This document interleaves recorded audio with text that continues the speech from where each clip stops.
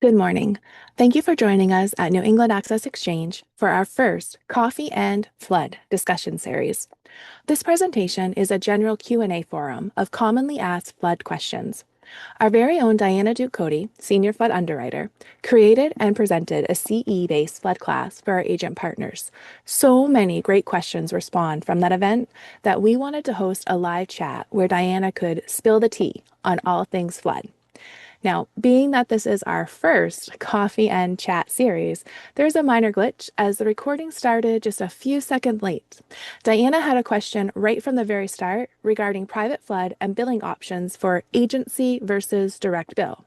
So without further delay, let's jump right into your presentation. I have a second that is working on it. So direct bill and flood is good and bad, right? So most of my markets are agency bill. We accept like payments from lenders directly, but we just can't bill it to them. But the two that we have, they kind of do stuff where you and I would never see it. So it's basically a direct bill to the insured, no follow-ups to them. If they wanted to make a change or anything's wrong, no one knows about it because like there's not a new quote. So while I understand the love because it matches more like NFIP, it's not quite the same on the private side anyway. But we do have them. Their pricing isn't necessarily in line either. Coverage wise, you can typically get same regular old type flood policy, but there are differences with that. So they exist. Not a fan personally. Okay, now I'm going to pick your brain. So Pick away. what about this thing that somebody out of the blue said to us? Well, I can go with Flood Nerds and it's like a couple $100. I love that question. I love it. So probably in the last 6, maybe 7 years, you will see a lot of pop-up insurance companies, online insurance companies, people who invent their own product or kind of give you coverage without giving you coverage also. But there are definitely many pop-ups and they're hungry for business, right? They can't do more business without getting some business. So to them, hey, I'm going to write this policy. Here's a couple $100. That sounds fabulous. I would love to read the forms, but they don't seem to have too many. So, as someone who writes flood with a lot of carriers, I know that every form is different. I know that every policy package form is different for each insured because it depends on kind of what they're stacking in there, endorsement wise or otherwise. So, definitely exist out there, plenty. So Neptune started as that. Neptune kind of had to grow up a little bit and make some changes. That definitely happened. And now they are a market. They're one that does direct bill as well, but they're tech based, which means modeling existing data and the box that they want to fit in. And hey, if you can get it for $200 and it'll actually give you a check because something happened to your home, do it. I don't care where you get the flood, as long as you get some, because having none means you don't get paid at all. Like there are a lot of tech out there. Some are better than others, but be weary and read the documents. Look at the forms. Always read the forms. So I guess my other question is like any of the um building maintenance, your furnace, your water heater, your water pumps, yada yada yada. They're all covered under the building and they are covered no matter what floor they're on. Ooh, I have a slide for this. Do you want to flip to We it? Because do. I have a Let's get couple right of to them. it. Yes. So we'll just Like, skip right ahead here. I mean, hey, I could probably run through this in 3 seconds. Do you want to hear Yeah, the other things or just skip to it? You got time, a few moments for me, Dorothy? Is that Absolutely. okay? all right. Basically, basically, why are we still talking about it? So if you think back to like 2010 to 2019, like we've had basically 13 per year. Big deal. No problem. But before that, it was like 23 in 10 years. Like, okay, not a big deal. But nowadays, like they're happening all the time, everywhere, wherever you go. So here's some great statistics, right? Yeah, you can read the whole slogan there, but just know that everyone's being impacted. And basically, every 2 to 3 days, someone's flooding somewhere. Like, that's why we're still talking. Next slide, please. So you're going to see all these things here, right? Like the statistics are high, but why is it that no one has insurance? Because most people say if it's not a requirement, I don't need it. Okay, that's the old way of thinking because it doesn't matter. They don't treat it as a priority like property for fire or even for their GL liability because everyone will sue everybody. And then if it doesn't happen to them, they're immune. It can't happen to me. It's not going to happen to me. All right. How are we going to change that? And it's by both anyone and everyone who's kind of involved, but talking risk versus requirement, talking about facts. Do you have an exposure? Doesn't matter whether it's required or not, but are you exposed? Because that's what you want to cover, right? Like if you knowingly are exposed and you don't, okay. But really talking openly about that flood risk and in all the coverages. Ta-da. Next slide, please. And similar, so more statistics here, like floods are happening everywhere, anytime. And some of these are really alarming. So you're in Vermont with me, at least one of you guys. So Vermont, we have about 4,000 policies in all the zones. We've paid out 90 million just in an AE zones over time and almost 20 million in X zones. I can promise you there's more than 4,000 people and buildings and homes in Vermont. That's a very tiny drop in comparison, and that's how much it's cost. Yep. Next Good slide. statistics right there to sell with when we're talking about that risk too. Yes. And then floods don't care where you are. They really don't care. The source can obviously varies where you are, no problem. But they don't care if you're on the top of a mountain or in the bottom of a valley. The rain will come, the water will come, and basically it's going to find you. Path of least resistance. And if you're in the way, that's where it's going to flood. And kind of at the bottom, not to be glib, but they don't care if your lender tells you you have to have coverage or not. They don't. You can only basically mitigate any risk by absorbing it yourself, taking some action, or getting insurance. So if they're willing to take it on, so be it. But they come with pretty big price tags. And I think this is the one we want. So I Getting won't. there. Basically, different types of basements do different things. So to Dot's question, like, oh, anywhere. Well, it depends. So NFIP and definitely some private markets as well have limitations on where stuff can be. But when it comes, it's normally limiting contents, but it can limit what machinery is covered, say in a basement. Not in all ways, but it can. So these are the different types of basements and kind of a way to determine them. Like the top box being it's a slab, there's nothing. The top right box, or if it's reversed, it's the other way. So box 2A or whatever that is, that's full subgrade, everything's underground basement. Then you have this elevated with a little bit of a crawl space. It means you walk into your first floor and there's nothing below it, but there is some space. And then elevated without an enclosure on those posts and piers. And then 7, I definitely say Vermont has more 7 than anything else because it's not a full basement because not all 4 sides are fully underground. It's not really elevated on piers, but it is an elevated with an enclosure. So that underground space that you see in there in 7, that's not really considered a basement because it's not underground for 4 walls. So if this was, say, an NFIP policy, it's not going to be considered a basement. So those limitations may or may not come into play depending on other factors. Next slide, please. So similar to what I just said there's limitations for contents or for building and contents if you actually have below, and it varies for private and um, for every private policy basically. Like you have to read the form specific to say, hey, I'm covering this and not this, or I'll cover everything but this. Um, the insurance game, kind of. All right, I think it's the next one.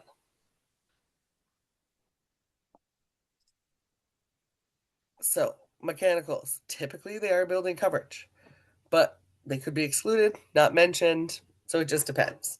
Again, key things to talk about with the risk is how much those things cost. So, your furnace, your water heater, electrical, mechanical box, typically those are covered wherever they are. But some of the other things that we see, now, like solar panels or generators, unless it's actually written on there that they are, no. So if you had an NFIP policy and those were the things you were worried about, like water heater, furnace, you're good. They're going to be covered down there, along with the washer and dryer somehow get stuck in there, kind of too. Um, but if it was a private policy, it would depend on what kind you have. Some will cover, again, they'll cover mechanicals without limitation. So it reads similar to what an NFIP policy was. But then there are others who say we'll only cover these mechanicals in your basement, but not these.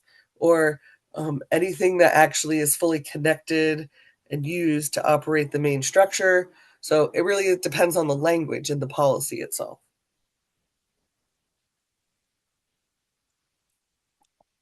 And those are the things. So those are all good questions, Dawn. Yeah. And will we get a copy of these slides or? Yeah. Yeah, we can do Beautiful. that. Beautiful. I'm sorry, couldn't be more any other questions open to the floor? We're happy to either turn off mute. You can obviously put something in the chat box if that is easier. We're open to it, but I really am here to answer questions. My favorite part about flood is that there are a million questions, and I only get smarter when I hear more about them.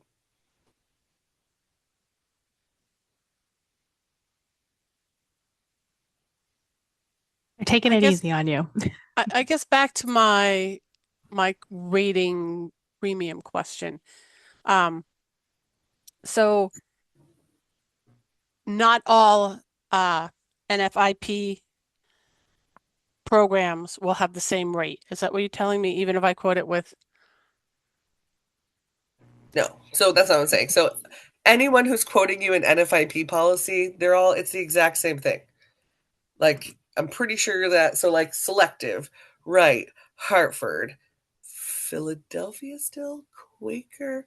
So like anyone who's writing an NFIP policy, it's all exactly the same program. You should not be getting a different rate. Now, the asterisk here is it depends on the information you put in for underwriting. So if Bob puts in that the building is 2,000 square feet and you put in that it's 1,900, could that play a difference? I think it could because they take a lot of different factors in there. But so that's one way. And then again, NCIP is not NFIP, so like their rating is going to be totally based on different things. And same in the private market, every carrier I have has different rating criteria. They take different things into consideration. Their appetites vary. It also says to them like only these things can you then consider. So each market kind of has the philosophy and the underwriting that they want to go by, and they're all very different. Very different. Definitely. FEMA they did roll out like a rating risk tier 2. Like that's where everybody is right now. Finally, they did all these rate changes that started in like 2020. Took it, then they impacted them, and so 2023 is when they took their most updated rates. So everyone should be rated on that same risk right there. Again, unless they put different underwriting information in. Yeah. Well, I'm glad that you two like flood so much because we all hate floods. Oh, but we want you to love it. We want you to be as passionate about it because let's be honest, in the world we work in, if you're selling a property quote of any kind, it should kind of include a flood quote because again, I talked about it in the class, but E&O is a real thing now.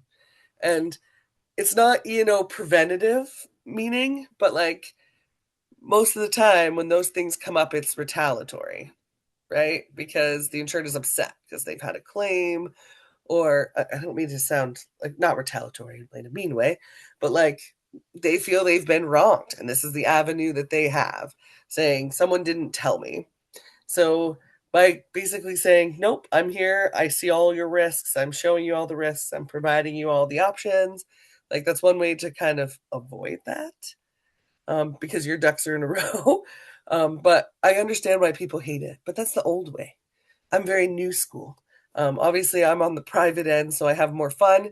But I definitely know many NFIP people, and they're also fun. It's a government program, and you have to go by a government guideline.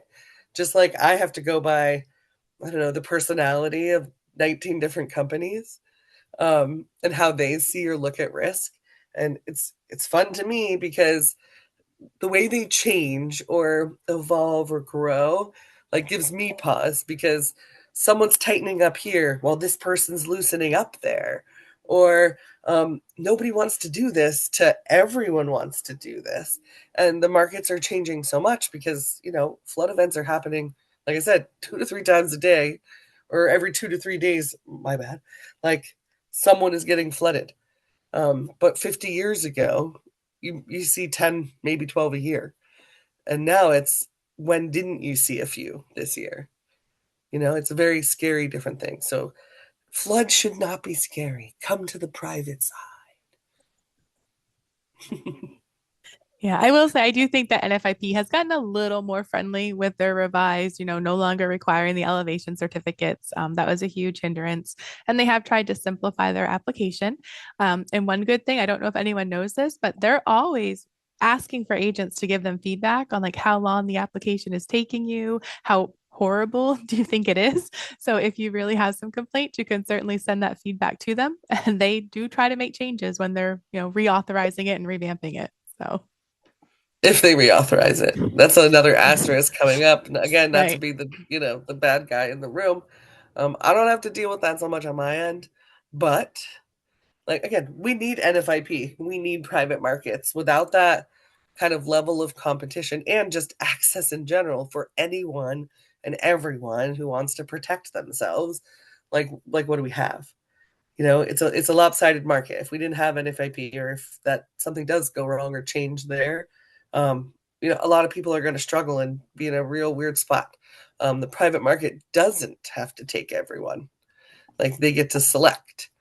Um, and in the markets that we live in, people won't necessarily take a bad risk versus this program that is required to take everyone and anyone.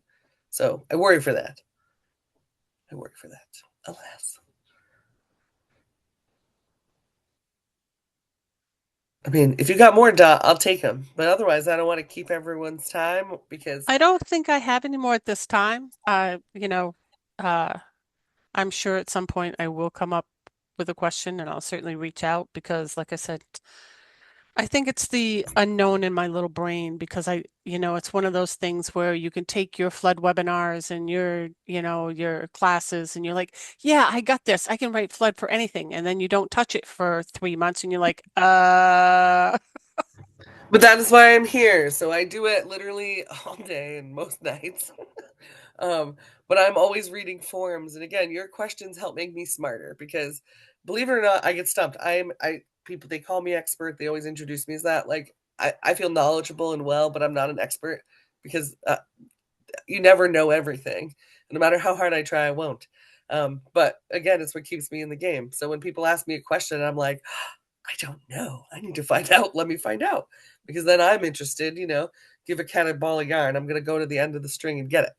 So, like, thinking about that, I love the good questions. So always call me. If in 3 months is when you touch the next one, call me up. We'll talk it through. Even if you're not writing it with me, again, it's a learning thing for me.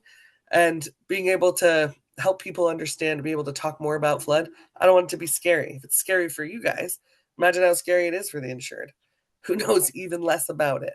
They know oh, grandpa said only the NFIP, or, oh, they don't always pay, or they never give you enough coverage. Like, I definitely remember my childhood coming from New Jersey.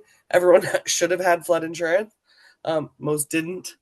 And those are like the shocking stories. So when I finally got into insurance and ended up here in flood, I was like, this is why I was curious. It's very weird to say that, but like, keep them coming.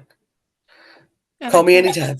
I think the insureds are like, what do you mean that's not covered under my homeowner's policy or my commercial policy, And what do you mean with a 30-day wait? Why is that? I was like, because I had somebody call me the other day when it was going to rain on Monday and the snow was going to melt. And I'm like, well, if you wanted a flood policy, you should have called me 32 days ago.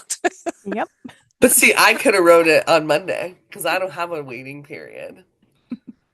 Your direct bill carriers, though, they have a 7 to 14 day one. Another reason why I don't want it. But no waiting period in private flood, just so you No know. waiting period on private flood. No waiting period. I don't think I knew that. See, that's a good thing. Like there are markets that have them. They're the direct bill ones because they want to make sure that they've gotten paid.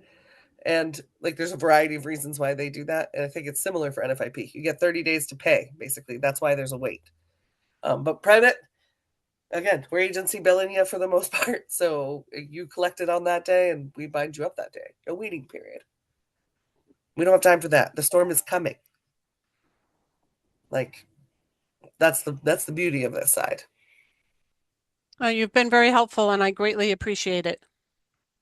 You're very welcome. Sorry we didn't have more of you. People got sick of me. I almost died on the webinar, so they were probably worried that I would do it again, but smaller chat this time. But I think we're going to do another something like this because I know there's more questions. It's going to come again. So, Great. I would definitely join again because I feel like all knowledge is good, you know? yep, and we'll pick some different topic for slides anyway, so I'm prepared. But always send your questions. Send your coworker questions. You tell them I'm a pretty easygoing lady. Call, email, write. I'm here. Whatever. Thanks so very Perfect. much. I appreciate your time. Thank you. Thank you for watching our coffee and flood Q&A. Please leave your comments below and reach out with any flood-related questions. Also, if you're interested in learning more about our overall markets or how we can better help support your agency goals, please schedule a virtual needs assessment review with a member of our marketing team today by clicking the link below or giving us a call. Customer service is always our top priority here at New England Access Exchange, and we're thankful for your partnership.